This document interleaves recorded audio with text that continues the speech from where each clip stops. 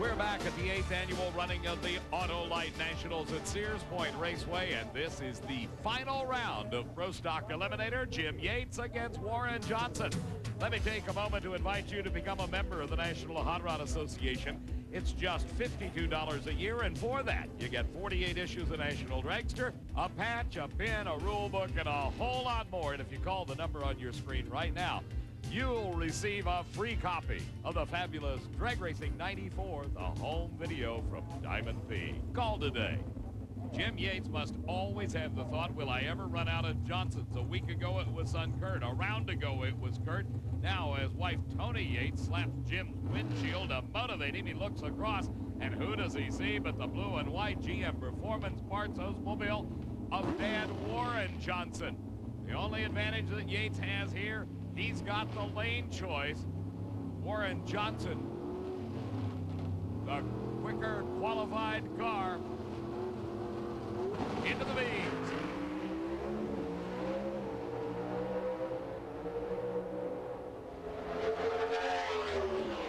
You have just seen one of the closest races of all time as Tony Yates gives a big hug to Jesse Dolder, Jerry Bickle. Jim Yates wins his first Pro Stock title of the 95 season. A 7:14 elapsed time. Watch at the starting line. The margin of pole shot, if you will, or advantage gained at the start, 0.005 of a second. That went to Jim Yates. The performance advantage went to Warren Johnson. How much? 0.005 of a second. So on the computer, it was a dead heat because it only goes out to the thousandth. If you carry it beyond to the 10,000s, the margin of victory, just inches. Down at the bar end, here's Steve and the happy winner. Oh my God. Oh man. 5 was the lucky number for Jim Yates. Congratulations. Thank God Almighty. You weren't sure, were you? No, the wind light didn't work down there on the guardrail, and I thought, I know I had him covered. It was close. I mean, I'll tell you right now. Would you like me to tell you, you won it on a hole shot? All right. That is the way to do it. Thank God. I got to thank everybody. I tell you what, McDonald's, Dynamax, Pontiac, Shell, Interstate, Dick Maskin, everybody's done such a good job on this car. But the most, I got to thank people. I got to thank the most of my family. You know, Tony and Jonathan and Missy and Jamie are all here today, and this wins for them. Thank you. As Jim goes over to offer his congratulations to Warren Johnson, Yates takes the points lead by a mere 7 points. Kurt Johnson third. Ekman is fourth, followed by Steve Schmidt. If you think the Yates-Johnson family rivalry is tough, well, take a look at what's on the starting line. John Force and Al Hoffman. Now, as strange as it may seem, bear in mind the man you're looking at right now inside the Western Auto Slick 50 Pontiac knows his car is so good he cannot take advantage of the traction that's available in the lane nearest the cameras. Thus, he takes, in every round since the first one, the lane that is considered by other racers somewhat lacking.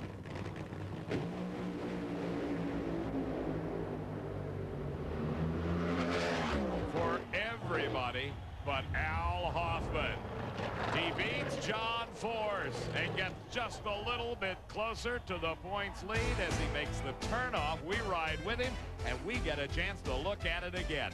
The Castrol Pontiac of John Force and Al Hoffman's Formula Firebird, almost a dead heat off the starting line. By the time they reached the 8th mile point, though, it was Hoffman beginning to pull ahead until at the finish line, a 5:30 elapsed time beat a 5:33. Oh, so close.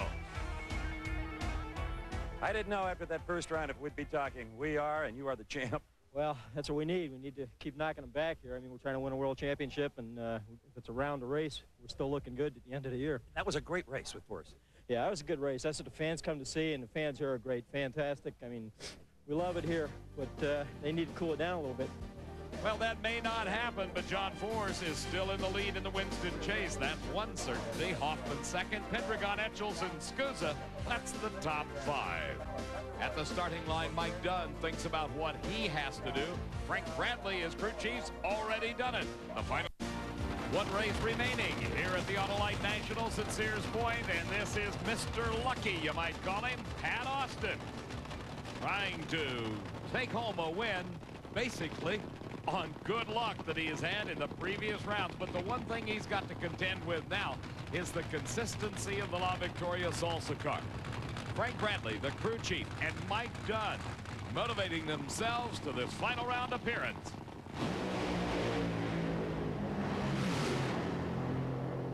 The Castrol car falling back, Mike Dunn falling off in performance. But I am sure his wife Sandy, who's expecting, and their daughter Sam back home, celebrating, as is the La Victoria crew. Daryl Gwynn down in Florida, he's home. He didn't make it to this race. You know, he's got to be thrilled as well. The dropped cylinder off the starting line reveals itself in the raw fuel pumping out of the pipes, but it didn't matter when you have a lead like that. Mike Dunn's got himself the second win of the year. Mike, you could not have given Frank Bradley a better anniversary present than a win here in his hometown.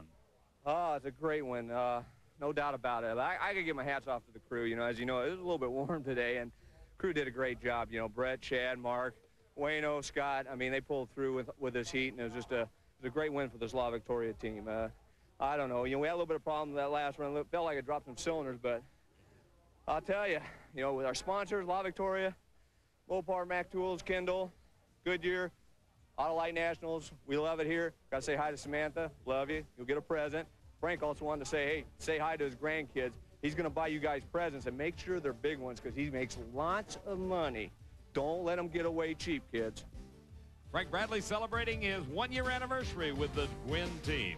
Scott Coletta still the leader, followed by Corey Mack, Dixon, Dunn now 4th, and Blaine Johnson in 5th. 1 week from tonight, it's the Northwest Nationals from Seattle, right here on ESPN Speed World. Our coverage brought to you today by Quaker State, the intelligent oil for longer engine life, and by the more than 1,000 AutoZone stores across America. AutoZone, the best parts in auto parts. It's celebration time. Watch out, Frank. Oh, boy. Happy anniversary. For Steve Evans, I'm Dave McClellan. Coverage of the Autolite Nationals has been a production of Diamond.